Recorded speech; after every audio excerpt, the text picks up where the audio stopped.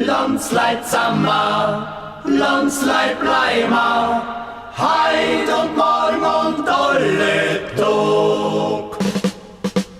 Join the euro, we will never be part of Eurozone bailouts, never be part of the passport-free, no borders area, or a European army, or an EU superstate. 3 years ago, I committed to the British people that I would renegotiate our position in the European Union and hold an in-out referendum. Now I'm delivering on that commitment. You will decide, and whatever your decision, I will do my best to deliver it. The European Union was a noble dream in the last century, but today it has failed. It has turned into a nightmare. If we as a country decide to quit, then we're out for good. There's no going back.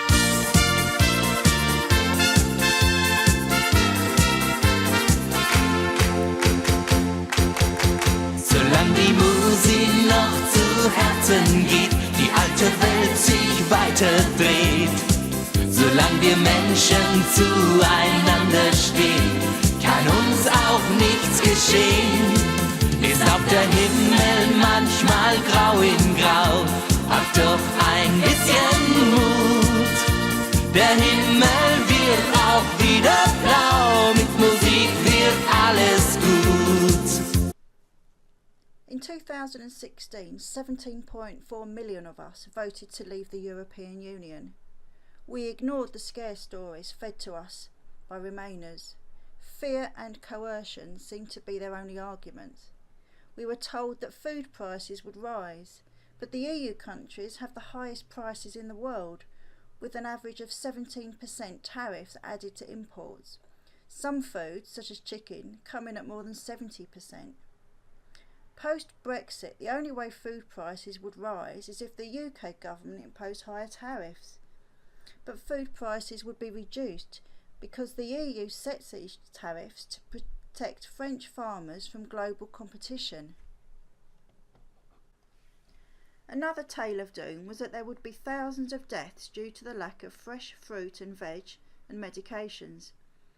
But this would only happen if the French government were to stop trucks at Calais and the UK at Dover. The head of Calais, Jean-Marc Pessisseux, has repeatedly said there would be no delays, but this was also dismissed by Remainers. And we were told that the UK must stay in the customs union and single market in order to keep the peace in Ireland. Lars Carlson from Swedish Customs proposed Smart Border 2.0. This works on a trusted trader basis, so each participating country must trust another. It was a very viable proposition, but was also quickly dismissed. When Ted Heath took us into Europe in 1973, he reassured us that we wouldn't lose our sovereignty. But the UK signed more and more treaties, relinquishing more power each time. Enoch Powell in the 70s and Margaret Thatcher in the 80s both had reservations about becoming too embroiled in EU dealings. These people say to their hearers, you can no longer rely upon yourselves, on the British electorate to reject the politics which you abhor. Your only safety, they now say to the British electorate, is that these matters be taken out of the hands of the British nation and entrusted to people who are wiser than the British and who, incidentally, are more dedicated to capitalism. It is horrifying that this appeal is being so greedily absorbed and disseminated by large sections of the public. If the word fascist had not been so abused, I would be tempted to define that as a species of fascism. In 1994, the then Chancellor of Germany, Helmut Kohl, revealed the plan for a federal Europe superstate. It was known as Kohl's theory of Europe. The aim was for one parliament, one government, one court of justice, one currency, one flag and one anthem. I do not believe any country of the EU would have chosen this, so the truth had to be hidden. At the beginning of this video, we heard David Cameron state that there would be no army, no euro and no superstate. Most politicians are keen to dispel this myth. The whole point of this debate is 40 years on. 40 years ago, it was a common market. Now it's a European Union that wants an air force, an army, a navy, and wants to militarily intervene. Indeed, one of your own senior MEPs wanted missile strikes to be launched against Syria until you were beaten in the House of Commons. This country, Nick, has had enough of getting involved in endless foreign wars. These are dangerous. Whether it's you doing it or anybody else doing it, and there is no evidence. Hang on. There is no evidence that our military intervention in these countries is making life better. As I say, with you as Deputy Prime Minister, that's not the question. With you as Deputy Prime Minister, we bombed Libya, and it's worse now than it was then. And the answer to Charles's question is, I don't want to be part of a European foreign policy. The problem... This is a dangerous fantasy. The idea that there's going to be a European Air Force, a European army, it is simply not true. The problem with people like Nigel Farage is they swing at windmills. They see conspiracies everywhere. I wouldn't be surprised if Nigel Farage soon tells us that the moon landing was a fake, that Barack Obama isn't American, that Elvis isn't dead. It is not going to happen.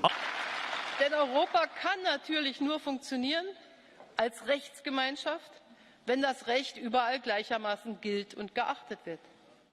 Wer darauf setzt, Probleme alleine durch neue Schulden zu lösen und eingegangene Verpflichtungen missachtet, der stellt die Grundlagen für die Stärke und die Stabilität des Euroraums infrage. Denn unsere gemeinsame Währung kann nur funktionieren, wenn jedes einzelne Mitglied seine Verantwortung für tragfähige Finanzen auch zu Hause erfüllt.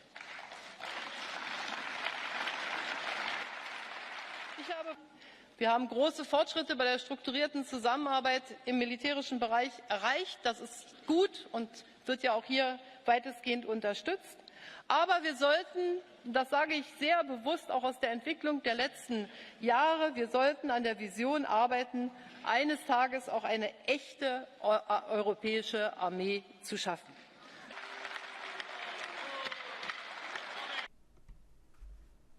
When I first heard about the idea for a European army about 2 weeks before the referendum, I couldn't understand why there would be a need for a European army when we already have NATO. But it's widely believed by Eurosceptics like myself that it's just another step towards absolute control. If we take a look back over history, we can see that the roots of the EU project began in the 1920s.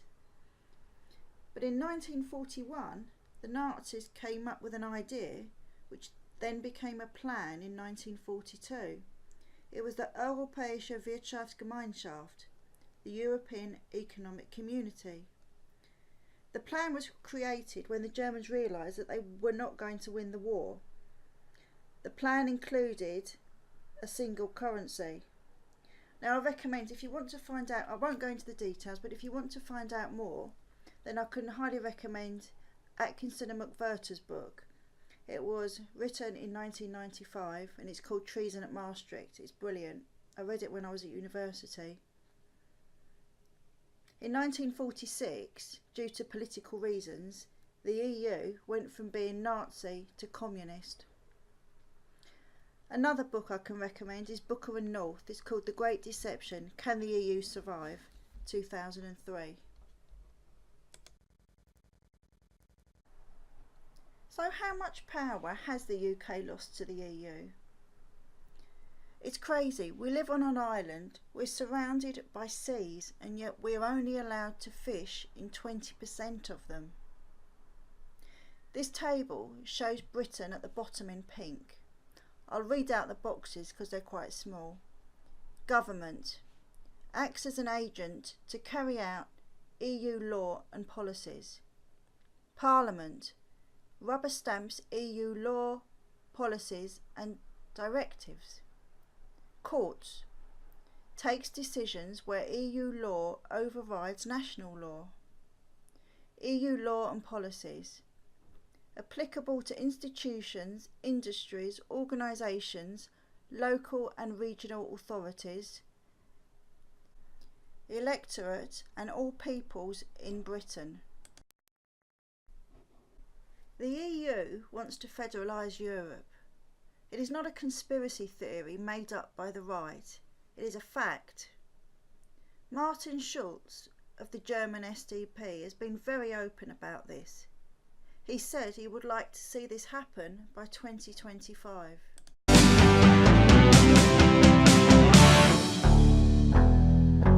Wenn du allein bist und denkst noch daran, wie es vor einigen Jahren begann.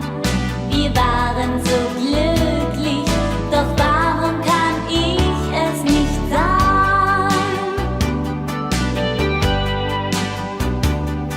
Die Nacht kann so leer sein und schrecklich kalt. Du brauchst die Wärme und einen Halt. Das ist ganz natürlich, doch warum kann ich es nicht sein? Denn auch ich bin einsam und sehr allein. Drum würde ich gerne deine zweite Hälfte sein.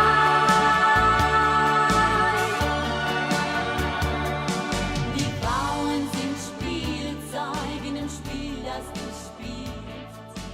Und keiner weiß, was du wohl dabei fühlst. Oh, bitte glaub mir, von denen möchte ich keine sein. During my research, I came across an interesting article by Jacob Campbell from the Bruges Group. It's called Democracy in the European Superstate. I've chosen two parts as the article is lengthy. I'll read it out because the writing is small. Is the EU a democracy? I have never understood why public opinion about European ideas should be taken into account. This is a quote from Raymond Barr, former Vice President of the European Commission. Legitimacy. Case. The Universal Declaration of Human Rights regards democracy as the only legitimate form of government. Article 21.3 of the document states that the will of the people shall be the basis of the authority of government. In a recent investigation into the state of democracy around the world, The Economist magazine's Comprehensive Democracy Index explains as part of its methodology that a high turnout in national elections is generally seen as evidence of the legitimacy of the current system. Tellingly, voter turnout figures in European elections have been consistently low, failing to exceed 50% since 1999. Verdict. As far as the Democracy Index is concerned, the EU superstate falls short of accepted democratic standards, and its government is deemed illegitimate. As far as the Universal Declaration of Human Rights is concerned, the EU is in violation of international law and has no authority upon which to exist. Referendums. Case. When amending old treaties or introducing new ones, the EU has promised that they shall only enter into force after being ratified by all the member states in accordance with their respective constitutional requirements. Ireland is one member state which requires that constitutional issues be referred to the electorate in a referendum. In 2001, the Irish people were duly asked to vote on the Nice Treaty, which they rejected by 54 to 46%. The EU's response was to hold another referendum the following year, which this time approved the treaty. Events repeated themselves when in 2008 the Irish rejected the Lisbon Treaty in a similar referendum by 53 to 47%.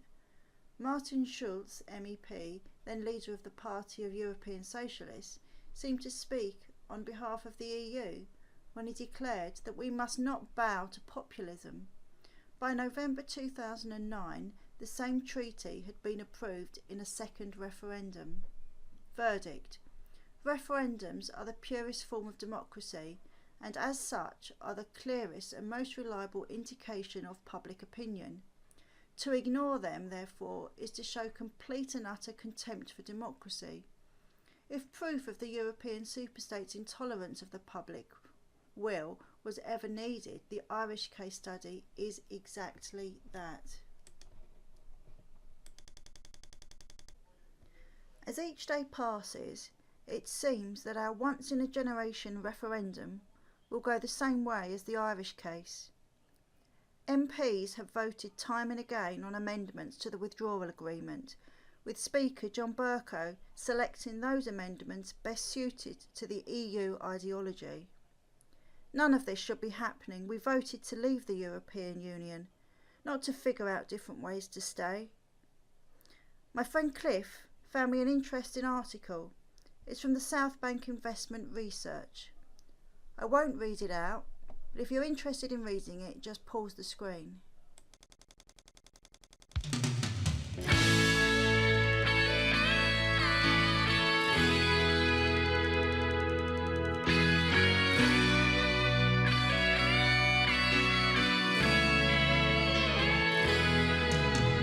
Denkst du noch an diesen Tag? Du hattest Blumen im Haar. Über uns beiden da war der Himmel voll Geigen. Seitdem ist so viel geschehen. Ich hab auch Tränen gesehen. Doch für dich und mich gilt auch noch heut, füreinander durchs Leben zu gehen. Alle träumen den Traum von ewiger Liebe. Jeder wünscht sich, dass sie vielleicht für ein Leben hält. Und ich sag dir, du wirst niemals allein sein. Wenn auch Jahre vergehen, ist immer noch schön. Unser Traum, der Traum von ewiger Liebe. Leben ist kein Tanz im Mai. Leben heißt jeden Tag neu. Wege durch Schatten und Licht gemeinsam zu finden. Und wenn ich draußen aufstehe, weiß ich, du bist neben mir. Ja, ein Blick, nur ein zärtliches Wort. Und ich fühl mich geborgen bei dir. Alle träumen den Traum von ewiger Liebe. Jeder wünscht sich, dass sie vielleicht für ein Leben hält. Und ich sag dir, du wirst niemals allein sein. Wenn auch Jahre vergehen, ist immer noch schön. Unser Traum, der Traum von ewiger Liebe. Manchmal, da frag ich mich, selbstverständlich ist das nicht, dass du für ein I decided to make this video in response to Remainers' blinkered vision of their beloved European Union. I've been researching material since January and I amassed 42 pages of A4 notes, 23.5 hours of clips and 36 pages of printouts. I have picked what I consider to be the most important points to demonstrate that although the EU started life as a trading body, it has evolved into something much more sinister. I will leave you with one last clip of Guy Verhofstadt and the EU dream. If this doesn't open your eyes, then nothing. And that is the real problem, colleagues. Why there is such a problem in this crisis? Because member states are reluctant to transfer new sovereignty and powers to the European Union. And we all know that the only way out of this crisis is a new transfer of powers to the European Union and to the European institutions.